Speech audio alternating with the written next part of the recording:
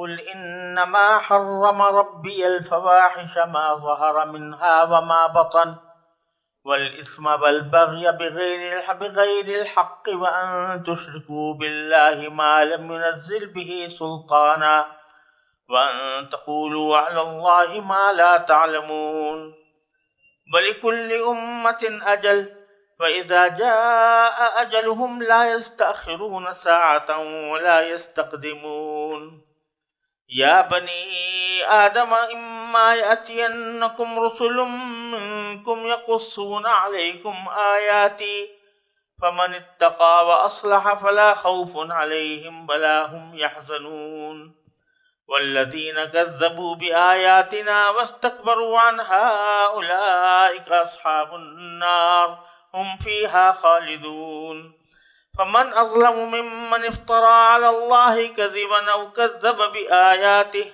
أولئك ينالهم نصيبهم من الكتاب حتى إذا جاءتهم رسلنا يتوفونهم قالوا أين ما كنتم تدعون من دون الله قالوا ضلوا عنا وشهدوا على أنفسهم أنهم كانوا كافرين قال ادخلوا في قد خلت من قبلكم من الجن والإنس في النار كلما دخلت أمة لعنت أختها حتى إذا اداركوا فيها جميعا قالت أخراهم لأولاهم ربنا هؤلاء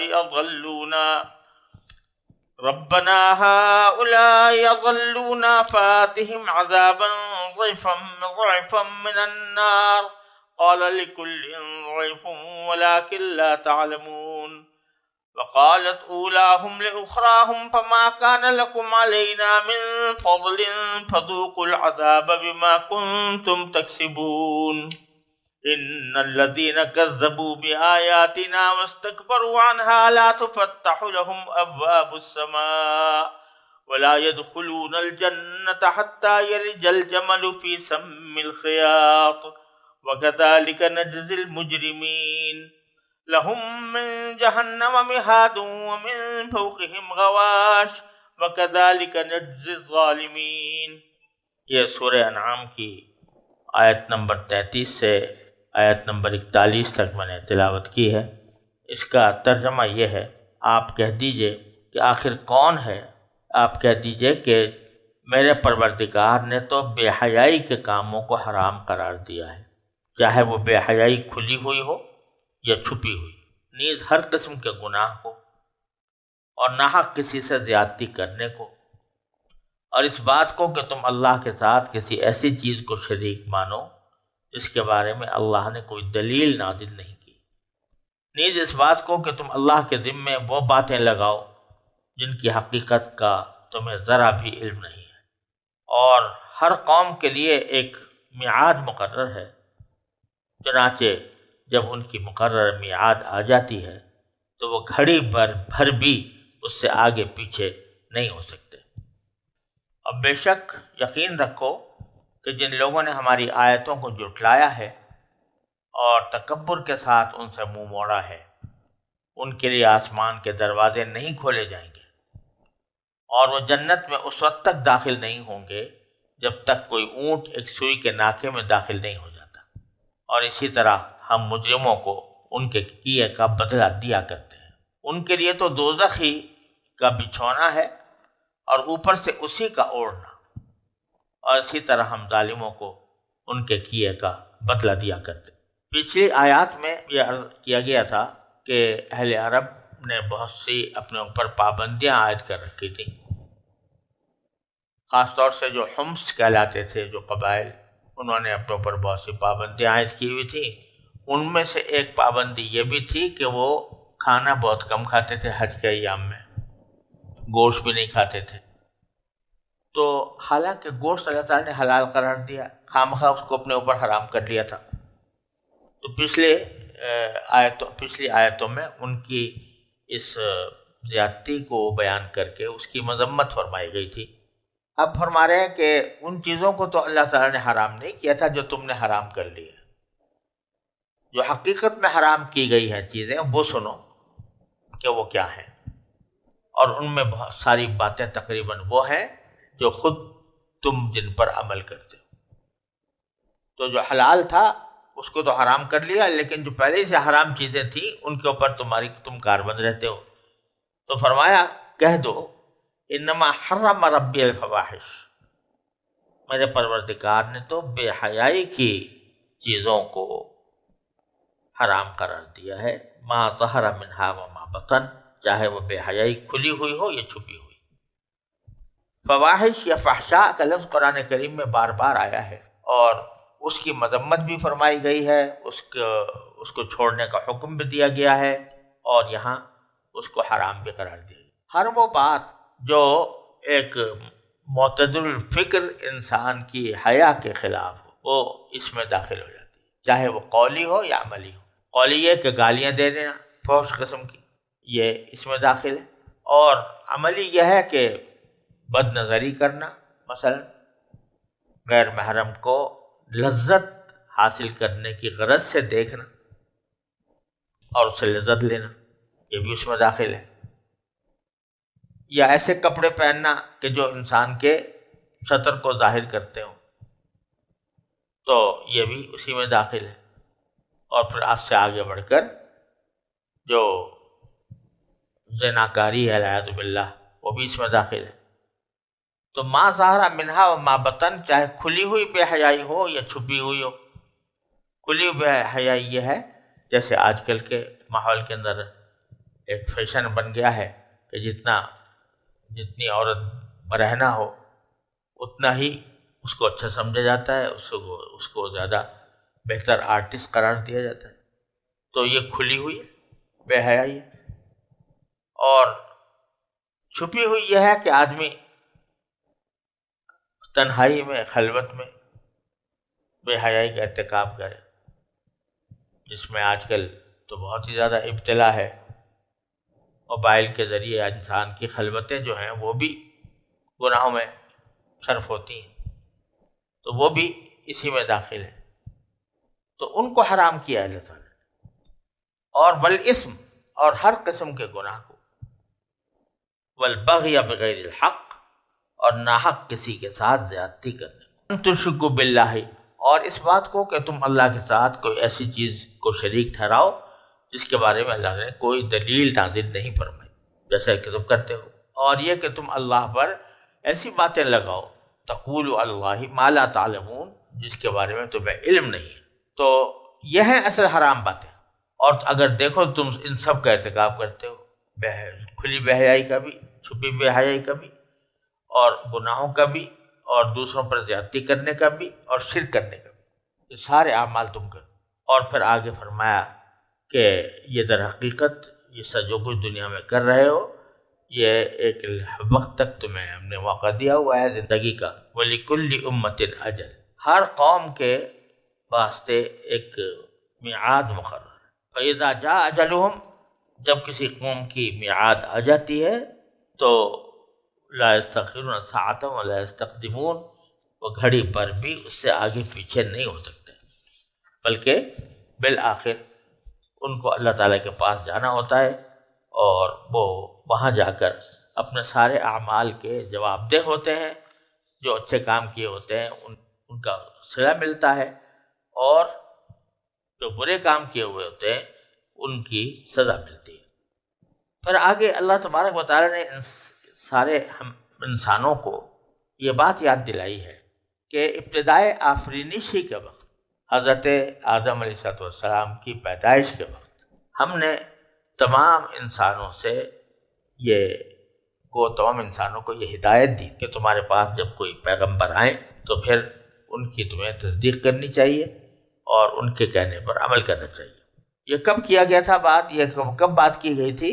یا تو حضرت آدم علیہ السلام کے پیدائش کے وقت اور ان کو زمین پر اتارنے کے وقت اللہ تعالیٰ نے یہ بات فرمائی، اور ان کے واسطے سے سارے بنی آدم سے فرمائی.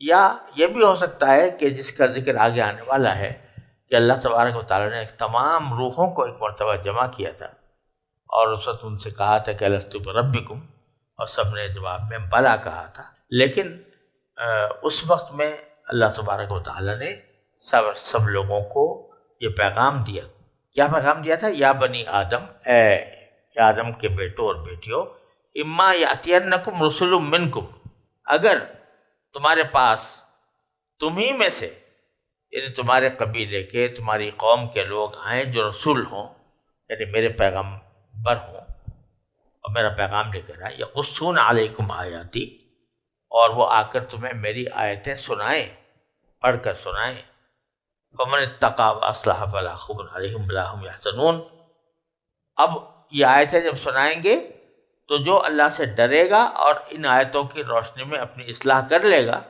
تو نہ ان کے اوپر کوئی خوف ہوگا، نہ وہ کبھی غمگین ہوں گے۔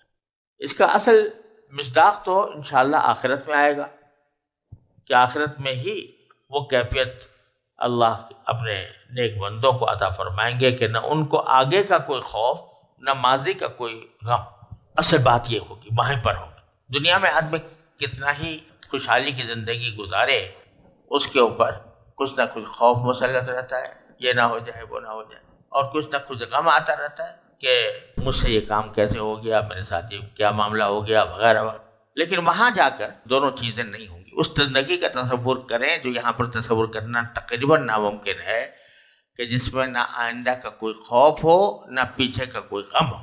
کیسی کیفیت ہوگی؟ آخرت میں تو ہوگا ہی، لیکن جو اللہ تعالیٰ کے بندے ایمان لاتے ہیں اور عمل صالح سے مشرف ہوتے ہیں اور اپنی اصلاح کر چکے ہوتے ہیں اور اللہ تعالیٰ کے فیصلوں پر تفویض کامل کر چکے ہو، تو ان کو بھی کوئی خوف اور کوئی غم نہیں، دنیا میں بھی نہیں۔ حضرت ذوالنون مصری رحمۃ اللہ علیہ کے بارے میں مشہور ہے کہ جب بھی کوئی ان سے کوئی پوچھتا تو ہمیشہ یہ کہتے تھے، بیمار بھی ہو تب بھی کہتے تھے الحمدللہ بہت اچھا ہوں، اور ساتھ ہی کہتے تھے کہ دنیا میں کوئی کام میری مرضی کے بغیر نہیں ہوتا۔ لوگوں نے کہا کہ بھائی یہ تو بڑے سے بڑے نبی کو بھی یہ منصب حاصل نہیں ہوا کہ اس کی مرضی کے بغیر کوئی کام نہ ہو، یہ تو صرف اللہ تعالیٰ ہی کی صفت ہے، آپ کو کہاں سے آ گئی ہے؟ تو کہا وجہ اس کی ہے کہ میں نے اپنی مرضی کو اللہ کی مرضی میں فنا کر دیا ہے۔ کیا مانا؟ کہ جو میرا رب سوچتا ہے اور فیصلہ کرتا ہے وہی میری مرضی۔ وہ چاہتا ہے میں بیمار ہوں تو میں بھی خوش ہوں اس میں، اس لیے کہ اس نے مجھے اس کی رضا اس میں ہے، تو میری رضا بھی اس میں۔ تو میں نے اپنی رضا کو جب فنا کر دیا تو جو کچھ ہو رہا ہے میری مرضی کے مطابق ہو رہا ہے، کیونکہ میرے اللہ کی مرضی کے مطابق۔ تو بعض مرتبہ یہ حالت لا خوف علیہم ولا هم یحزنون، یہ اللہ کے نیک بندوں کو بھی دنیا میں بھی حاصل ہو جاتی ہے اگر وہ تفویض کامل ان کے اندر پیدا ہو جائے۔ اور اس کے برعکس والذین کذبوا بآیاتنا، جنہوں نے ہماری آیتوں کو جھٹلایا، واستکبروا عنہا، اور ان کے سے اعراض کرتے ہوئے تکبر اختیار کیا، تو اولئک اصحاب النار هم فیہا خالدون، وہ جہنم کے لوگ ہیں اور اس میں ہمیشہ رہیں گے۔ فمن اظلم ممن افترى علی اللہ کذبا او کذب بآیاتہ، یہ عہد ہم نے لے لیا تھا، شروع میں متنبع کر دیا تھا کہ ایسا ہوگا، پیغمبر آئیں گے جو ان کو پر ایمان لائیں گے، ان کا حال یہ ہوگا کہ ان کو نہ خوف ہوگا نہ حزن ہوگا، اور جو ان کی مخالفت کریں گے اور تکذیب کریں گے تو ان کا انجام یہ ہوگا کہ وہ جہنمی ہوں گے۔ اب اللہ باری تعالیٰ موجودہ اہل عرب جو نبی کریم صلی اللہ علیہ وسلم کے بلا واسطہ مخاطب تھے، ان سے ان کی طرف روئے سخن ہے کہ فمن اظلم ممن افترى علی اللہ کذبا، اس سے زیادہ ظالم کون ہوگا جو اللہ تعالیٰ پر جھوٹ باندھے یا کذب بآیاتہ، اس کی آیتوں کو جھوٹا قرار دے۔ تو ایسے لوگوں کا انجام کیا ہوگا؟ اولئک ینالہم نصیبہم من الکتاب، ان کا معاملہ یہ ہوگا کہ مقدر میں ان کے لیے ان کے حصے میں جو کچھ لکھا ہوا ہے وہ ان کو یہاں پر ہاتھ دنیا میں مل جائے گا۔ مقدر میں جتنی زندگی لکھی ہے اتنی زندگی ملے گی، جتنی عمر لکھی ہے اتنی عمر ملے گی، جتنا رزق لکھا ہے اتنا رزق ملے گا، اور جتنی نعمتیں لکھی ہیں وہ نعمتیں ملیں گی یہاں دنیا میں، یہاں تک کہ حتیٰ اذا جاءتہم رسلنا یتوفونہم، جب ہمارے بھیجے ہوئے فرشتے آئیں گے ان کے پاس اور ان کی جان لینے چاہیں گے، ان کی روح قبض کرنا چاہیں گے، پورا لیں گے، تو وہ ان سے کہیں گے کہ اینما کنتم تدعون من دون اللہ، بتاؤ کہ وہ کہاں ہیں وہ تمہارے دیوتا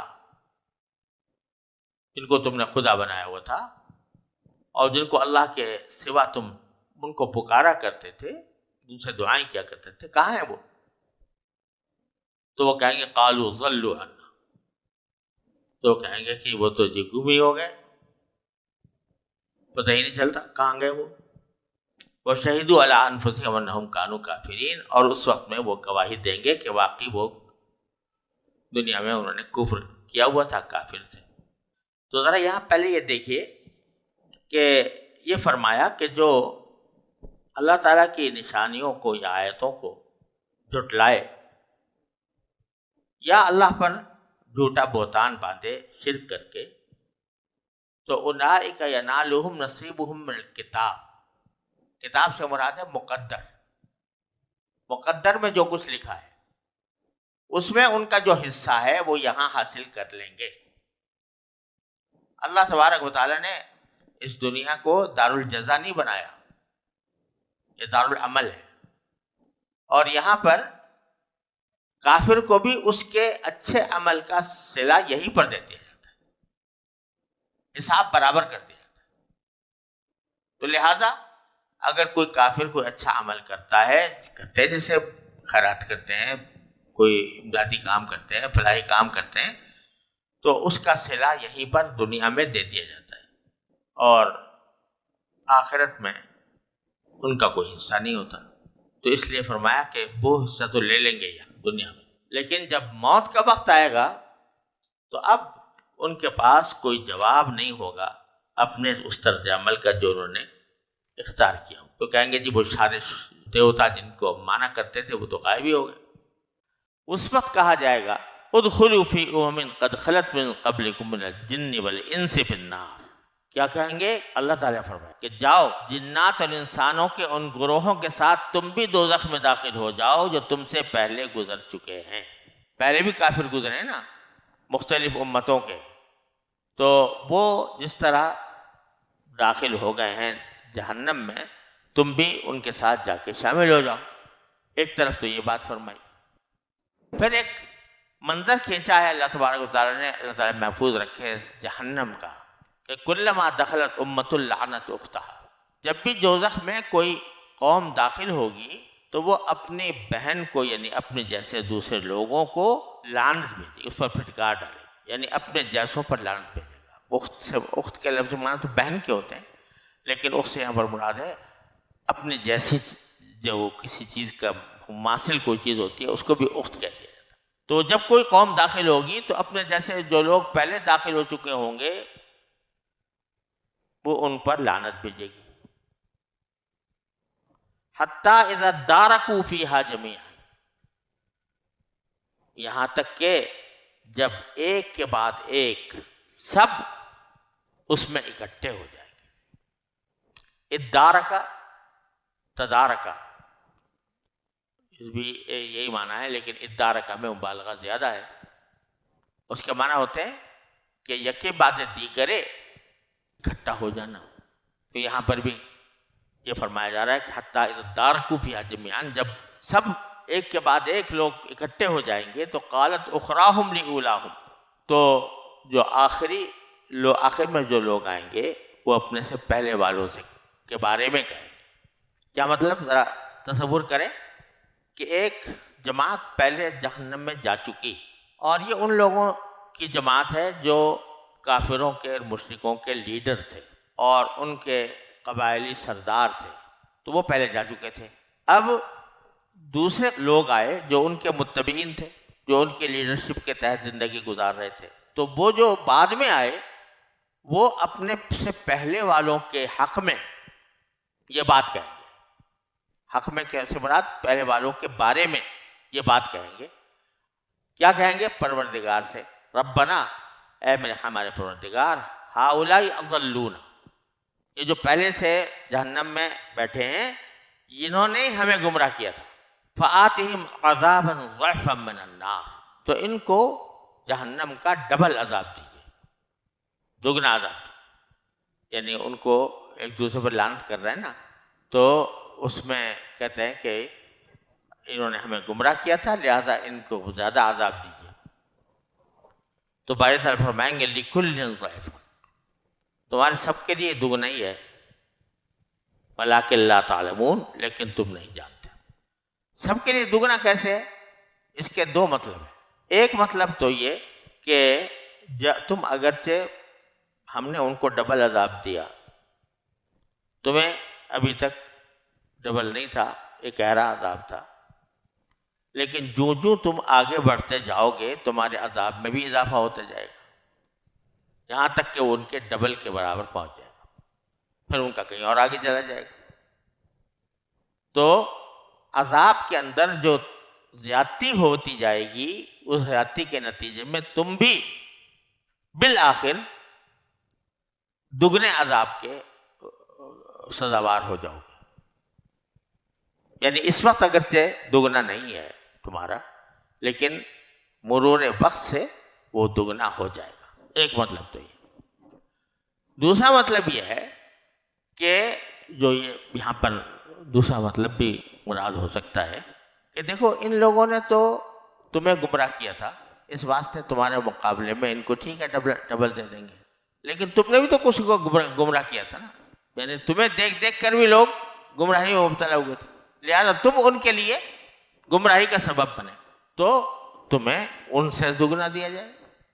تو لِكُلٍّ ضَعْفٌ، تم میں سب کو دگنا ہی ملے گا. کہ جس قوم نے دوسروں کو گمراہ کیا اس کے اوپر دگنا عذاب ہوگا. تم بھی اس میں داخل ہو کہ تم نے بہت سو کو گمراہ کیا ہے.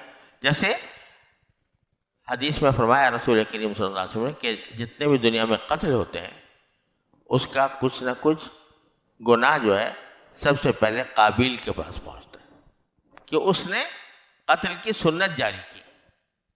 میں نے قتل کا پہلے تصور نہیں تھا، اس نے سب سے پہلے قتل نفس کا تصور جاری کیا.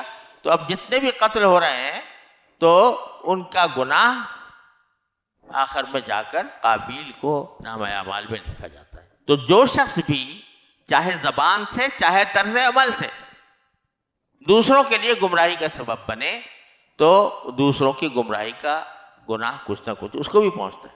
لہذا فرمایا لِكُلٍّ ضَعْفٌ، تم دونوں سب کے لیے دگنا ہے، لیکن لا تعلمون.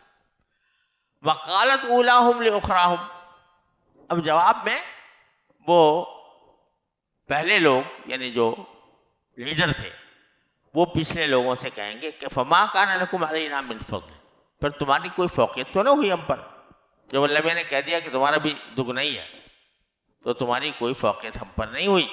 فذوقوا العذاب بما کنتم تکسبون، اب تم بھی مزے چکھو عذاب کے اس کمائی کی وجہ سے جو تم کیا کرتے تھے.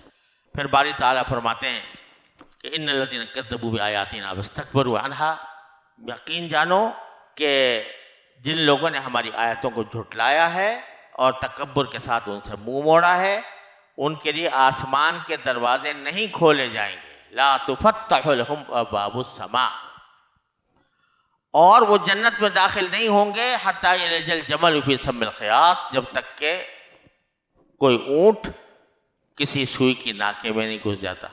یعنی یہ ایک محال صورت ہے نا کہ سوئی کے اندر جو ہے اونٹ گھس جائے، تو مطلب ہے جس طرح وہ ناممکن ہے اسی طرح ان کا جنت میں داخل ہونا بھی ناممکن ہے. اب یہ جو فرمایا کہ ان کے لیے جنت کے دروازے نہیں کھولے جائیں گے، اس کا کیا مطلب ہے؟ جنت کے دروازے نہیں کھولے جائیں گے، اس کا ایک مطلب تو بعض مفسرین نے بیان فرمایا ہے کہ جتنے بھی انسان عمل کرتا ہے یا جو کلمات بولتا ہے تو وہ اللہ تعالیٰ کے پاس پہنچائے جاتے ہیں. الیہ یصعد الکلم الطیب والعمل الصالح یرفعہ، اوپر پہنچتے ہیں. تو یہاں اشارہ اس کی طرف ہے کہ اعمال جو وہ کریں گے یا کوئی ذکر کریں گے، کوئی اللہ تعالیٰ کا ذکر کریں گے، وہ قبول چونکہ نہیں ہے لہذا اس کے لیے آسمان کے دروازے بند ہوں گے، وہ آگے اوپر تک نہیں چڑھے گا. اور دوسرے معنی اس کے یہ ہیں کہ یہ جب ان کا انتقال ہوگا تو ان کی روحیں، ان روحوں کے لیے آسمان کے دروازے نہیں کھولے جائیں گے. اور اس کی تفصیل ایک حدیث میں ہے جو ابو داؤد اور نسائی، ابن ماجہ اور امام احمد نے روایت کی، اور سب سے زیادہ تفصیل سے امام احمد نے روایت کی ہے.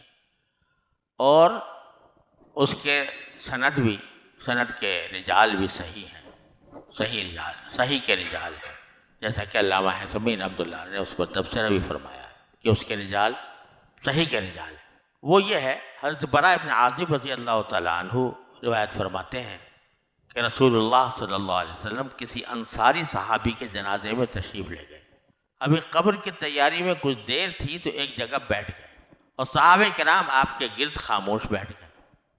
آپ نے سر مبارک اٹھا کر فرمایا، حدیث میں تو یہ بھی ہے کہ آپ نے فرمایا کہ استعیذوا من عذاب القبر، تم لوگ عذاب قبر سے پناہ مانگو اللہ کی. پھر فرمایا کہ مومن بندے کے لیے جب موت کا وقت آتا ہے، یعنی مرنے سے پہلے جب آدمی قریب الموت ہوتا ہے، تو آسمان سے سفید چمکتے ہوئے چہروں والے فرشتے آتے ہیں جن کے ساتھ جنت کے کفن اور خوشبو ہوتی ہے، اور وہ مرنے والے کے سامنے بیٹھ جاتے ہیں. پھر فرشتہ موت عزرائیل علیہ السلام آتے ہیں اور اس کی روح کو خطاب کرتے ہیں کہ اے نفس مطمئنہ، رب کی مغفرت اور خوشنودی کے لیے نکلو.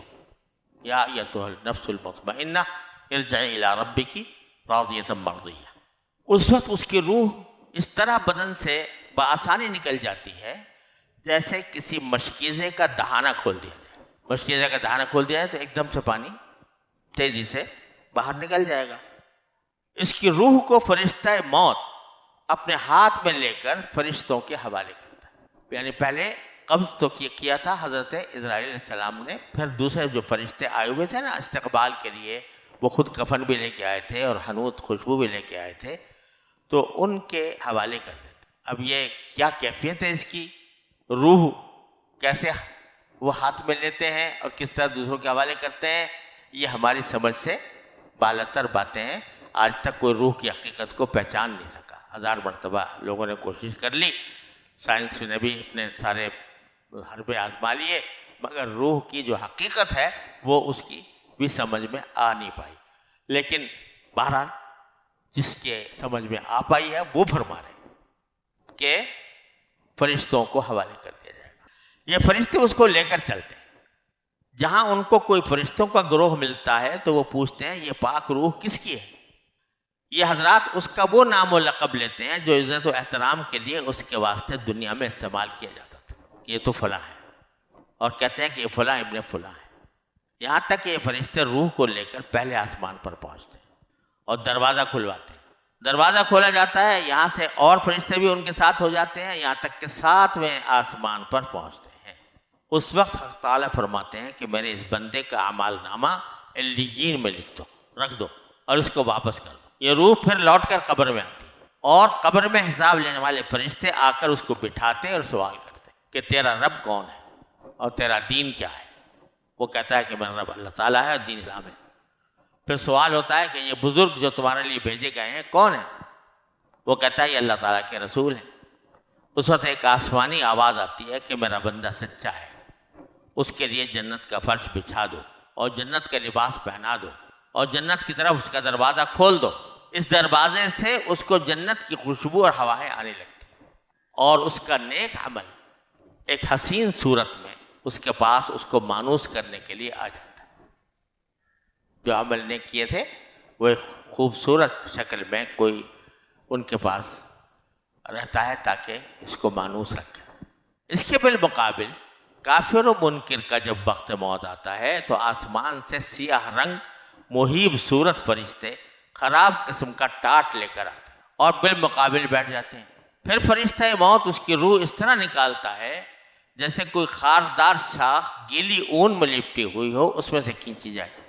گیلی اون میں کوئی خاردار کانٹے والی شاخ رکھ دی جائے اور پھر اس کو کھینچے. یہ روح نکلتی ہے تو اس کی بدبو مردار جانور کی بدبو سے بھی زیادہ تیز ہوتی ہے. فرشتے اس کو لے کر چلتے ہیں. راہ میں جو دوسرے فرشتے ملتے ہیں تو پوچھتے ہیں کہ کس کی خبیث روح ہے. یہ حضرات اس وقت اس کا وہ برے سے برا نام و لقب ذکر کرتے ہیں جن کے ساتھ وہ دنیا میں پکارا جاتا تھا کہ یہ فلاں ابن فلاں ہے، یہاں تک کہ سب سے پہلے آسمان پر پہنچ کر دروازہ کھولنے کے لیے کہتے ہیں تو اس کے لیے آسمان کا دروازہ نہیں کھولا جاتا، بلکہ حکم یہ ہوتا ہے کہ اس بندے کا اعمال نامہ سجین میں رکھو، سجین میں رکھو۔ یہ سورہ مطففین میں بھی آیا ہے کہ ابرار کا جو یعنی نیک لوگوں کا جو اعمال نامہ ہے وہ علیین میں ہوتا ہے جو آسمانوں کے اوپر ہے، اور کافروں کا جو اعمال نامہ ہے وہ سجین میں ہوتا ہے۔ تو یہ وہاں پر کہا جائے گا کہ اعمال نامہ سجین میں رکھو، جہاں نافرمان بندوں کے اعمال نامے رکھے جاتے ہیں، اور پھر اس روح کو پھینک دیا جاتا ہے، آسمان میں داخل کیے بغیر نیچے پھینک دیا جاتا ہے، وہ بدن میں دوبارہ آتی ہے، فرشتے اس کو بٹھا کر اس سے بھی وہی سوالات کرتے ہیں جو مومن بندے سے کیے تھے۔ یہ سب کا جواب یہ دیتا ہے کہ ہاں لا ادری، مجھے نہیں پتا، یعنی میں کچھ نہیں جانتا۔ اس لیے اس کے لیے جہنم کا فرش، جہنم کا لباس دے دیا جاتا ہے، اور جہنم کی طرف دروازہ کھول دیا جاتا ہے، جس سے اس کو جہنم کی آنچ اور گرمی پہنچتی رہتی ہے، اور اس کی قبر اس پر تنگ کر دی جاتی ہے۔ اللہ تبارک و تعالیٰ اپنے فضل و کرم سے ہمیں اس انجام سے محفوظ رکھے۔ اس طویل حدیث میں جس کی سند بھی اچھی سند ہے، یہ معلوم اس سے پتہ چلتا ہے کہ منکرین و کفار کی ارواح آسمان تک لے جائی جاتی ہیں، لیکن آسمان کا دروازہ ان کے لیے نہیں کھلتا، تو وہیں سے پھینک دی جاتی۔ تو لا تفتح لهم ابواب السماء، ان کے لیے آسمان کے دروازے نہیں کھولے جائیں گے، اس کا یہ مطلب واضح ہو سکتا ہے اس حدیث کی روشنی۔ بہرحال آگے فرمایا کہ اس وقت تک وہ جنت میں داخل نہیں ہوں گے جب تک کہ اونٹ سوئی کے ناکے میں نہیں داخل ہو جاتا، اور وَكَذَلِكَ نَجْزِي الْمُجْرِمِينَ، ہم مجرموں کو اسی طرح سزا دیا کرتے ہیں۔ اور اس جہنم میں پہنچنے کے بعد ان کا حال کیا ہوگا؟ لَهُم مِّن جَهَنَّمَ مِہَادٌ، جہنم ہی سے ان کا بچھونا ہوگا، وَمِن فَوْقِهِمْ غَوَاشٌ، اور اوپر سے جہنم ہی کا اوڑھنا ہوگا، والعیاذ باللہ، یعنی چاروں طرف سے آگ نے ان کو گھیرا ہوگا، جیسے آدمی بستر کی جگہ بھی آگ ہوگی اور اوپر اوڑھنے کی جگہ بھی آگ ہوگی، والعیاذ باللہ۔ وَكَذَلِكَ نَجْزِي الظَّالِمِينَ، ظالموں کو ہم ایسی ہی سزا دیا کرتے ہیں۔